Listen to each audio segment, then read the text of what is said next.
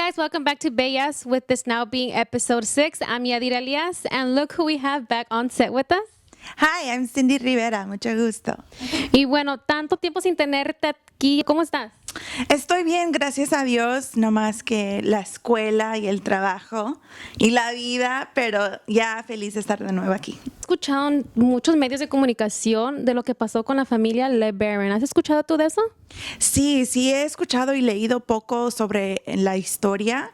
Es una tragedia que pasó y pues no, con muchas preguntas, en shock todavía, porque niños, sus vidas fueron eliminadas. Yeah, and it was rumored that the family, had ties with the Mexican cartel. But we're seeing in news outlets that supposedly the family was mistaken for another cartel group.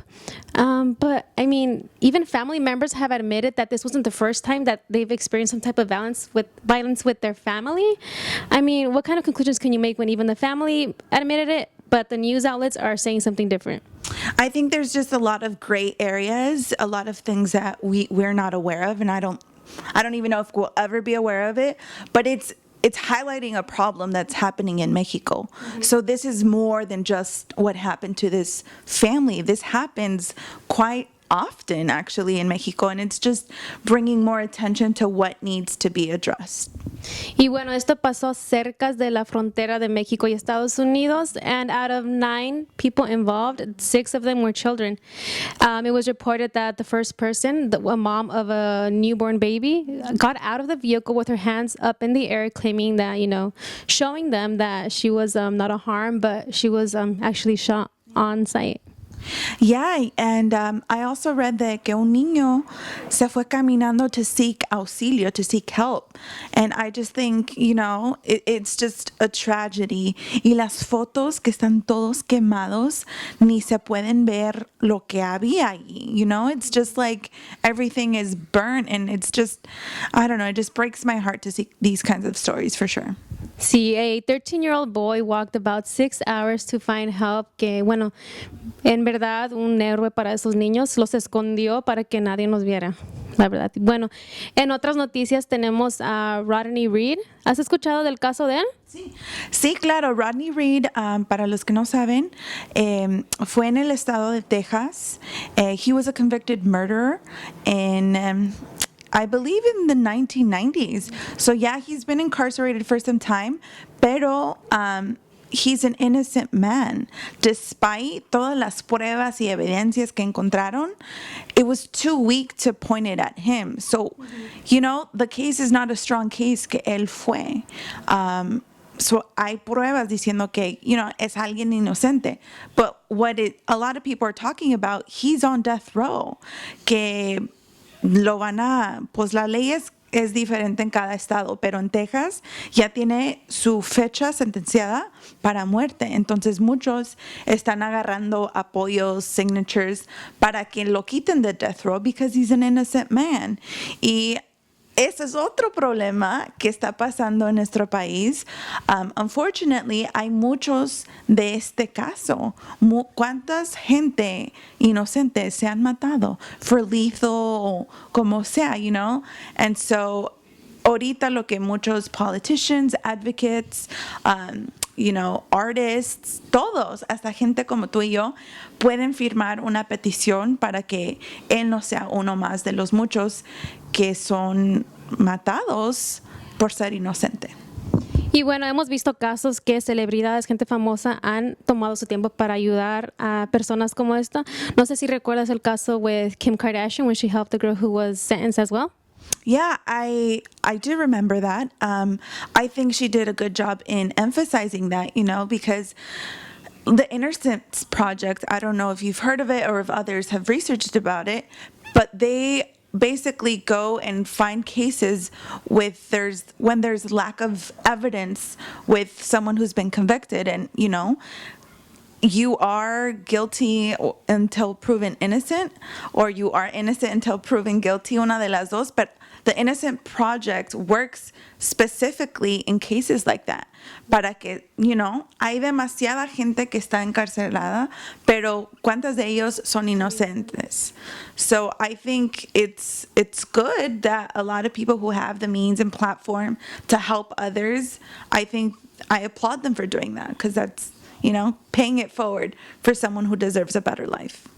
Bueno, esperemos ver noticias nuevas y más que nada buenas de este señor. Ojalá para el próximo episodio de Bellas we'll have some good news that we can share with everybody. When we come back, we're going to talk about making headlines once again. Yeah. Sí, mucho de qué hablar sobre un chicken sandwich.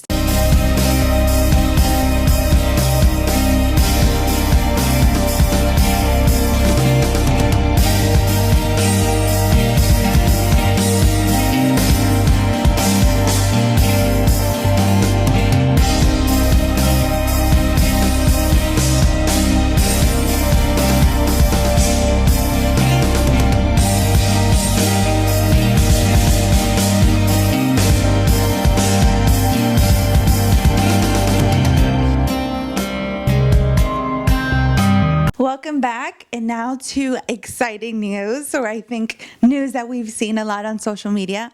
Popeye's chicken sandwich. What have you heard about it? Popeyes made headlines once again. Allegedly, a 28-year-old man, Kevin Davis, was stabbed to death over an argument of a chicken sandwich. Can you believe that?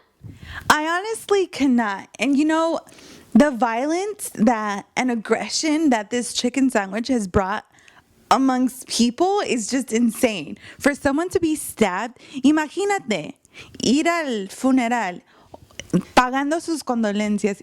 ¿Y de qué murió? ¿De un chicken sandwich? No capto en la idea. Pero también aquí en Los Ángeles, eso creo que fue en otro estado, pero en Los Ángeles sí vi un video que se ha convertido viral, donde una mujer está afogada que va a ir al drive-thru y está chocando su propio carro. She's damaging it for a chicken sandwich. What do you think about that? No puedo creer, o sea, tanto arduende por un sándwich, o sea, es comida que puedes ir a comprar a otro lado. So, yeah, I guess reportedly the guy, he cut in front of the line for a bunch of other people. I mean, if that were to happen, I mean, the farthest you would think people would go is an argument, but I mean, they took that argument outside y ahí empezó todo. Sí, fue matado en el parking lot. He was stabbed to death. I think that's just sad. La gente ya no puede tener una conversación y nomás se voltea a la violencia. Like that is beyond wrong. But have you even tried the chicken sandwich? I haven't tried the chicken sandwich at Popeyes, but I did try the one at Chick-fil-A, which people said it was kind of similar. But I guess the way that they make the one at Popeyes is just different. But I mean, I'm in no hurry to go try it. It's a ridiculous amount of craziness that this has caused. Sí, a mí honestamente ni se me antoja. Yo con mis frijolitos y con mi comida de casos, ahí estoy feliz. But moving on to other news, have you heard of Trump that he said he has a mega challenge? So he's trying to, make a virtual challenge now. What do you think about that? I don't know. This is the first time we've kind of seen something like this. My guess is like, what kind of people are you like inviting over to your house? Because the challenge is inviting someone to the house if you win, right? So it's like, are you going to let some just random who wins a challenge come in? Or is it going to be like some investigation, background checks? Like, I don't know. It just sounds crazy to me, honestly.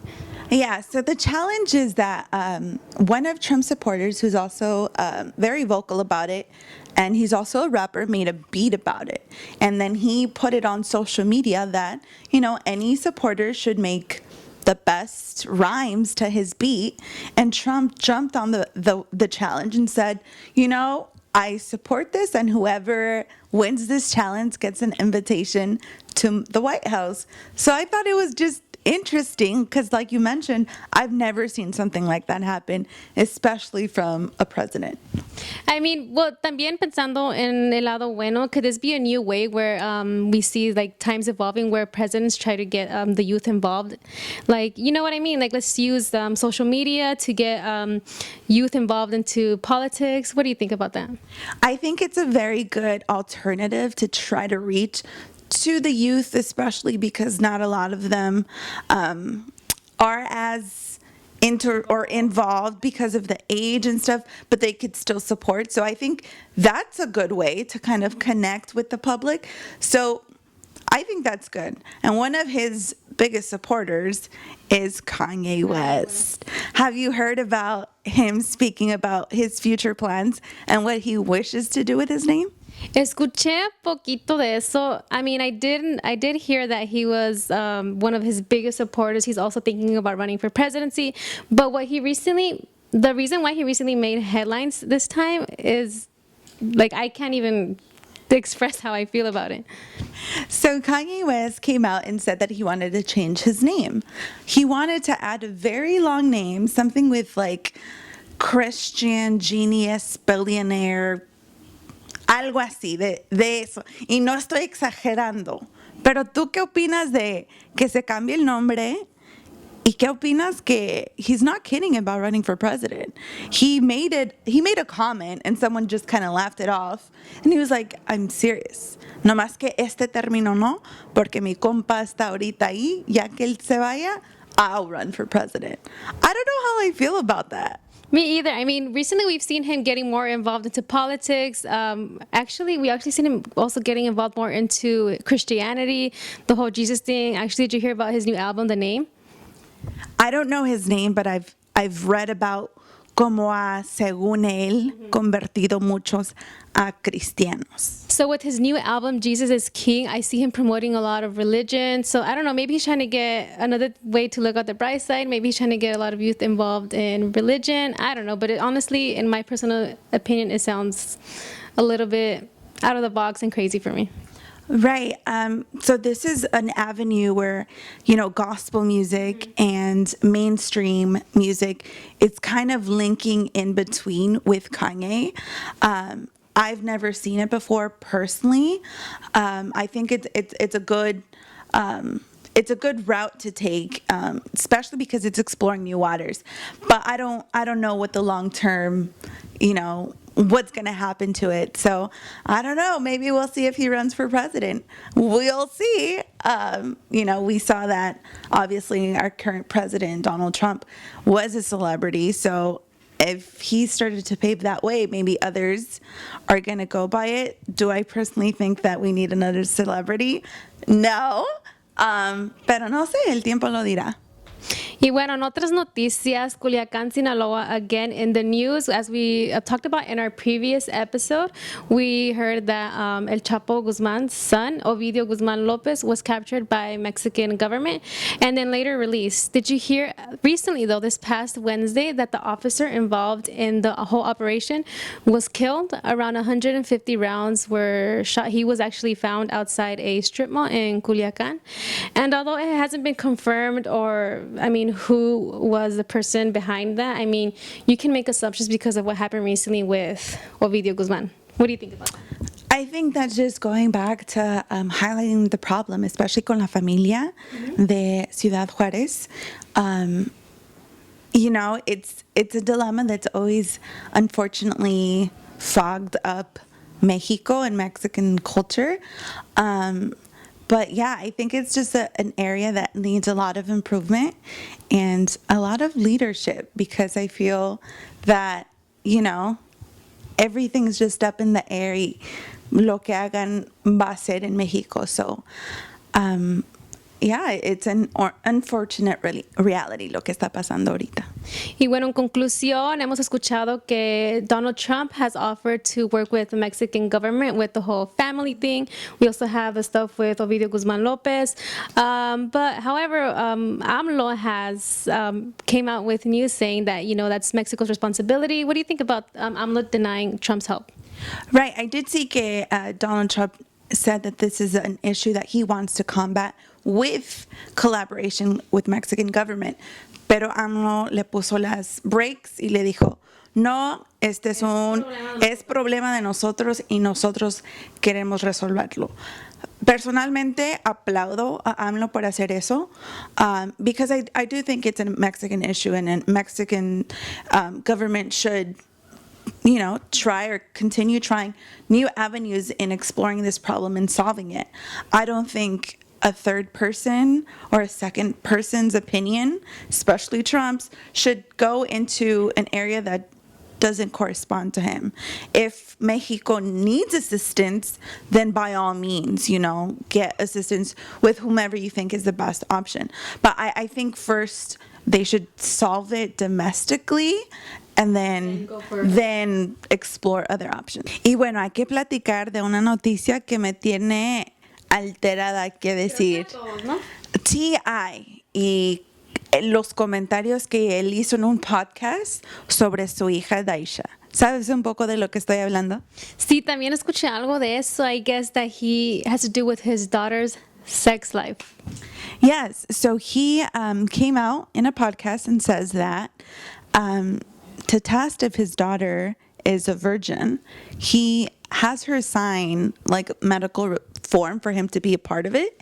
Y la acompaña al gynecologist. Okay, para ver si su hymen has been broken or not. Because that, according to him, means if she's a virgin or not.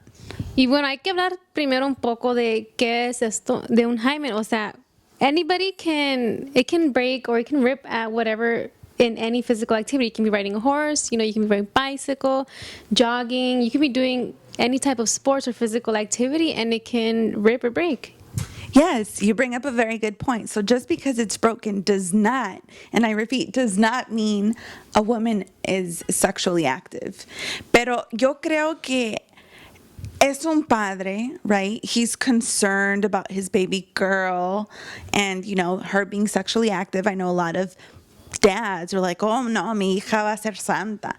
But I think the underlying issue is el por qué. ¿Por qué hay tanto énfasis que ella no practique safe sex? Y bueno, puede que sea enfermedades, embarazo o, sea la que sea su razón, instead of excluding her or, thinking that he's excluding from doing all type of sexual activity, he should educate her on what it is. Because it's going to happen. Right. Es una cosa que pasa en la vida, pero there needs to be more talk about it. I know in the Latino culture, like, no hagas eso, and that's all you ever hear about it. But I think we need to break that. We need to speak to our kids. We need to speak to our women, our men about why, the underlying issue as to why. Esa es una cosa. Y segunda, to put out this poor girl's information out in the social media, and it's getting a lot of buzz, it's getting a lot of people to talk about it. Y esta pobre, nunca supo que su papá iba a ir a hablar de sus cosas íntimas. That's a whole nother thing too. I think he's being super over possessive, a helicopter parent, but I think he has good intentions, no más que lo está haciendo De la forma incorrecta. Incorrectamente y abierto para que todo el mundo digan sus críticas. Y bueno, sabemos que ella también no está de acuerdo con esto, because according to her Twitter account, she's liking all these memes, all these tweets talking about like disagreeing. So we know from that she agrees as well that it's not okay for him to do that.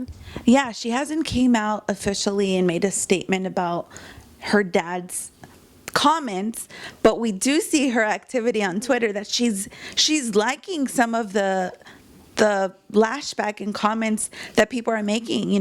She liked about someone saying, oh, this is beyond over possessive. She's liking these kinds of things. So not saying something is also telling us something as well. And how do you feel about him, kind of putting up this like very like, I'm not going to do this and this and this for you if you have sex or if you become sexually active? I think he has, like I said, I think he has good intentions. He's just going about it the wrong way because, if you keep up with his show, he actually is, he doesn't have so much emphasis on not having sex with his boys. He kind of just, he made a comment with one of his younger sons and saying if he's sexually active, and his son just kind of jokes about it, and he's like, oh, you're gonna break your mama's heart, but he's just like standoffish about it, like, it's okay, you're a guy. Pero a la mujer, ay no, que no sea, that's giving me some machista vibes that, if you're gonna, I can't tell parents how to raise their child because there's no right or wrong way, but I think the way he's communicating with his children is not the best. Sí, bueno, I agree with you on that, pero cada quien, nada más, the only thing we can do is, hope for the best, give our humble opinion, Sí, no, claro, no podemos decirle cómo ser padres, pero I think he just needs to go about it a little bit different and not exposing his kids out there too much, because, that could be very embarrassing too, que mi pa vaya a salir y decir mis cosas, pues tampoco, But yeah, that was a trending topic this week, and we hope you enjoyed it. Y bueno, esperemos escuchar noticias buenísimas de estos casos that we covered today. And thank you for watching another episode of bELLAS. Here is some footage of our lovely Paloma Collins at Tropicalia. I'm Yadira, Elias. Y yo soy Cindy Rivera. Guess where I'm at? I'm at Tropicalia. Yes. Oh my God. The fashion, the food, amazing. I'm going to give you guys an inside look at some of the food and fashion. It is amazing over here, girls. I am ready. Are you ready? Hey guys, oh my goodness. I'm here at Tropicalia and I found these beautiful ladies. Check out their outfits. Ladies, what inspired you? It's just amazing. Yes. Have you been here before? Were you here last year? It's my first year. Yes.